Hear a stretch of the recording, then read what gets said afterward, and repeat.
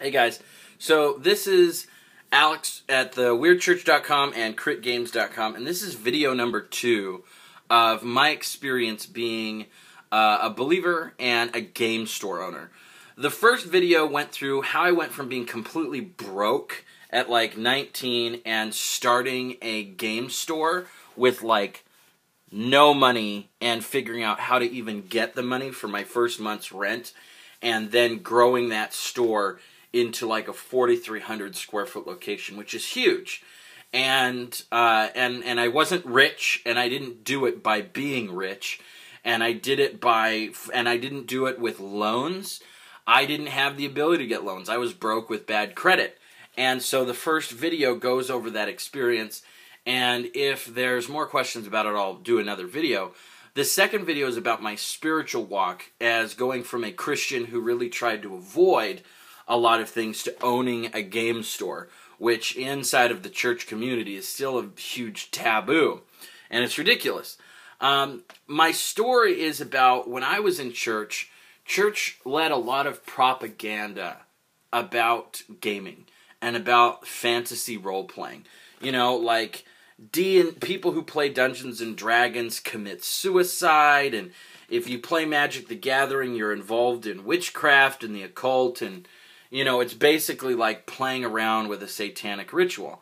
They did a lot of this with Harry Potter and other stuff like that, and when I was younger and I was more naive and didn't actually look for things myself, I really believed it, and I understand why Christians believe those things. And I understand I am still currently a Christian.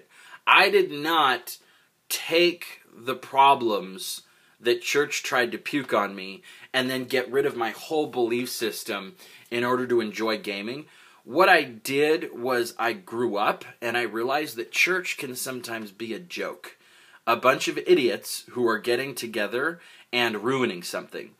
Because honestly, here's the hard thing is I love church. I love the church.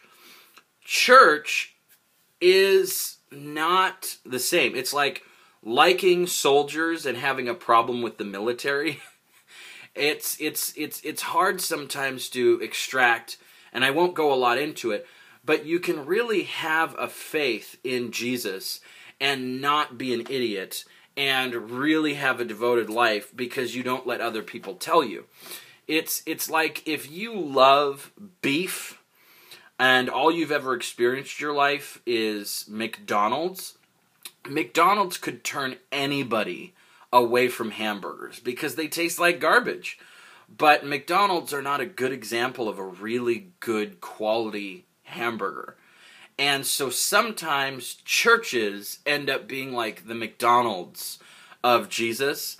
They really turn people off of Jesus, and it's not something that people should believe. Like, I shouldn't have to get off of eating meat just because McDonald's is garbage. I should just not eat McDonald's and find a different place that has a better burger. And that's what I did in my life, is I started to separate the idiots from the not idiots. And I started to question things, but I held on to the Jesus stuff. Because even people who aren't Christians agree that Jesus is awesome, but they really think that if they accept the Jesus stuff, that they're going to have to accept everything that Christianity is doing, and it's just not true. You can believe in Jesus and think that a lot of churches are being idiots. You just love them through their stupidity and hope that they change. So for me, I started to realize that a lot of the propaganda I was fed about gaming was a bunch of crap. There's a lot of rules and things in religion that come into whatever the church is doing at the time, or a church is doing at the time, where they try and decide what is supposed to be and what's right and what's wrong. And really, you have to figure it out for yourself, and you have to look into it. I started with gaming because I wanted to do missions. I really had a heart to go out and to tell other people about Christ, because he's a revolutionary, and he's amazing, and he's loving, and he changes lives. And I really wanted to do that. And I was ready to go over to another country, and I was ready to go do whatever, wherever, you know. And I felt like God took a different direction, put on my heart that I was supposed to stay here and do ministry to gamers.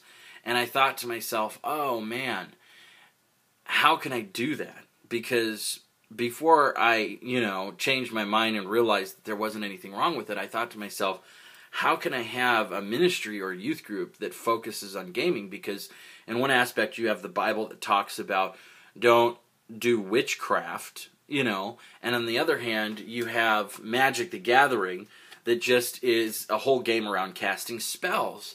And I was like, how can I do that? And if I play D&D, there's necromancers and demons and all of this other stuff.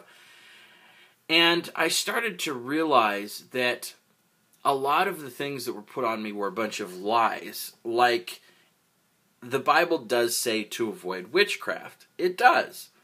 Magic the Gathering is not witchcraft.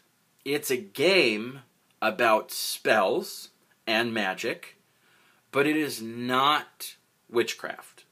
It is not the act of actually performing a ritual. It is a game.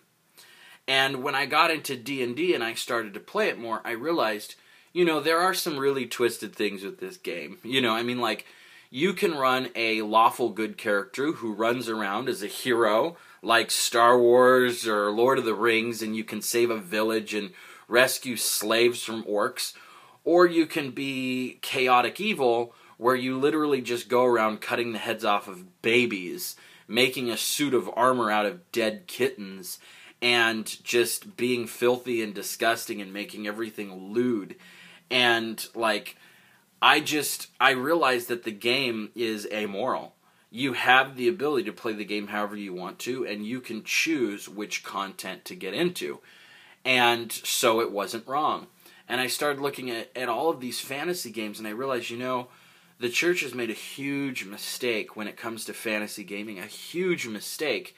And there's a lot of hypocrisy involved, because while on one end the church talks about don't play Magic the Gathering, don't play D&D, they're also crazy about Lord of the Rings. Even Christians like Lord of the Rings, because it's funny how Christianity will condemn something until they find out that the author or the maker is evil. Like Lenny Kravitz, he has rock and roll music and he plays American Woman, and he's like this sex crazy rock and roll artist, and it's like, oh yeah, I don't like that guy. Oh, did you know Lenny Kravitz is a Christian? Oh, he is? And all of a sudden it's like, well, maybe his music isn't so bad. And it's such a pile of crap, because you need to base stuff on whether or not it's good or not based on whether somebody's a believer. And so I got into that because in one hand, the church really hates Harry Potter, which is involved with a bunch of wizards, and they love Lord of the Rings, which has a bunch of wizards. And so it's really a double standard, and I started to think for myself, and I realized, I'm going to do this Jesus thing, and I'm going to ignore what the church is doing because they're kind of crazy at times. And there are a lot of churches out there that feel the same way I do, and they're not crazy. And I go to those ones. So I opened up a game store, and I started an outreach, because I know that there are a lot of kids who have been told that they are not welcome in church, that in order to be a believer, they can't play these games. And I wanted to have an environment where I could let people know that's not true. You can be passionate about gaming, and you can be passionate about God. And you're actually doing really well if you're into both. And that it's not this evil thing. And it was a really cool experience for me in how I started all of this, because I started to invite people in, and our common goal wasn't to shove the Bible down people's throats. It was to hang out with people and to run the business like Jesus tells us to live our lives, which is, a lot of other businesses say you need to get customers in and out the door and make sales and have them go away.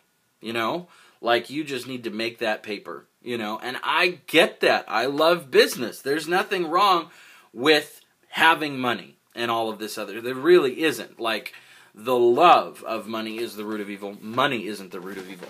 It's really, really hard for somebody to feed homeless people if they don't have money. It's really hard for missionaries to go places if they don't have money. Money is not evil. But for me, what I did with my store is I thought, man, you have these places you want to hang out and you have game stores, but you always feel pressured that you have to have money. But when you go there, it's the best experience you've ever had in your life, and you make a lot of friends. And sometimes you don't go because you're just broke. You can't buy anything. And so what I decided to do with my store is I decided to make it an environment where you could just hang out, whether you were buying anything or not. And so I did something that other game stores don't do, which is I got couches. Couches. I gave up premium retail space that I could use to sell games and dice and bring more money into my pocket, and I put a couch there. And I put up TVs. And I put up game tables. And not just the really crappy white folding plastic table that you put so Magic players can play Magic. Me and my friend made large wooden battle tables so that you could have huge apocalypse-sized 5,000 point army games of Warhammer 40K. We had round tables for playing Pathfinder and D&D on. And we taught people how to play the games when they came in. We loved teaching people how to play games if they had never played before. And in doing that, people would hang out for like 8 hours a day. And our goal wasn't to get anybody saved. It wasn't to get anybody all of this other stuff. What it was a place where we wanted people to know you don't have to reject God in order to be involved in gaming. And how that worked is people would just find out that we were Christians, that this store was a Christian store. And the store itself was in Alaska. It was called Kingdom War Games and Comics. And we called it that for two reasons. We called it Kingdom because of the Renaissance aspect of D&D and kingdoms and everything. But we also called it Kingdom for our own personal inside thing because it's the kingdom of God. You know, like living it out and loving people. And we would use our store to really like try and love on people. And nobody really knew what to do with it because when they came in, we would invite them to hang out. And if they didn't have money to play, we had free game stuff. Like we had decks of Magic cards that you could borrow to play. We had all of the cards and the deck boxes and the dice and everything. We had sealed booster boxes so that if you wanted to buy cards, you could buy cards. I mean, we needed to keep the lights on. I have no shame about that. I now love business because it allows me to have the money to give away stuff and love on people. But whenever there was a kid that came in that didn't have any money and like started playing Magic and really fell in love with it, if that kid was broke, like super broke, and you could tell because the kid kind of smells and he's been wearing the same 3 shirts on rotation for the past like 6 months, and you know, like you can just tell it's not a judgment thing because when you judge people, you see them once and you make a distinction. But after you hang out with a kid every day for 6 months and you hear his life story and you hear about his financial issues and stuff, you start to realize, oh, this kid actually doesn't have any money. And he has that longing to play the game. And so we would end up taking decks or packs of cards and just giving them to him so that he could start his own deck and play.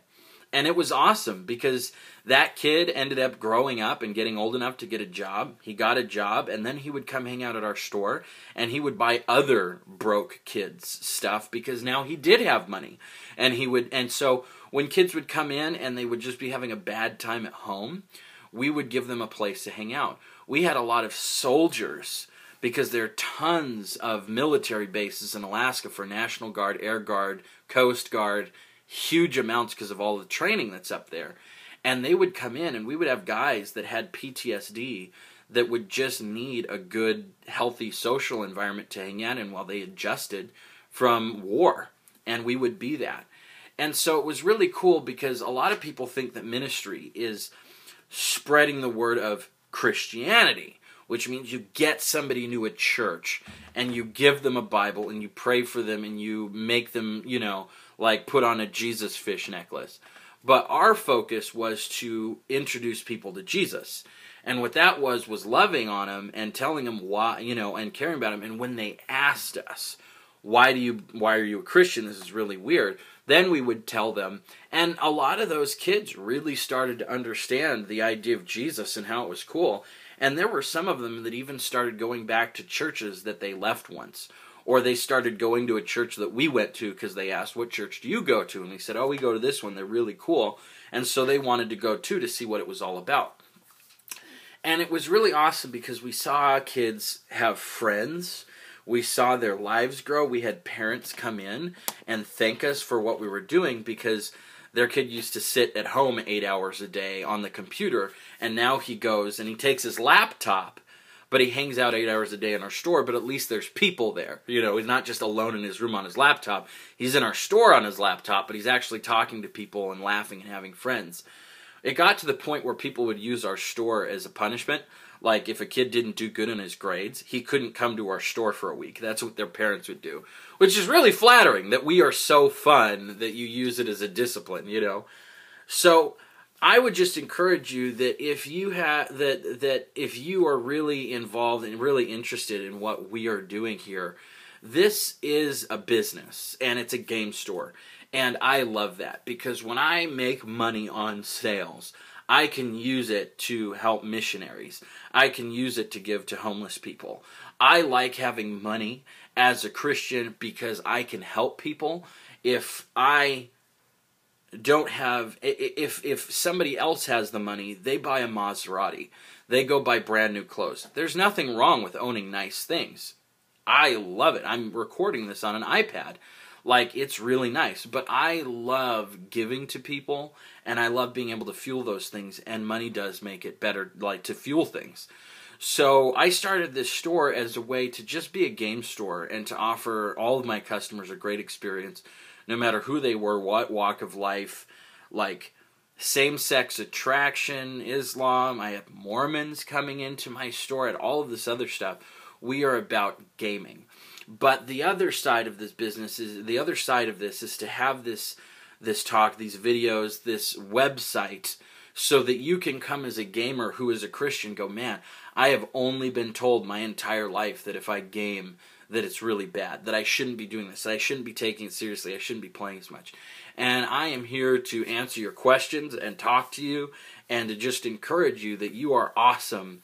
And the next videos that I'll be making is I will mix videos in on how to build terrain and other stuff, but I'll also be tossing in videos on how to live your life as a Christian and a gamer and really make an impact, and how to see God in games and actually get biblical truths from them. So you guys are awesome. I think you're great. I hope you subscribe and track these videos because you rock.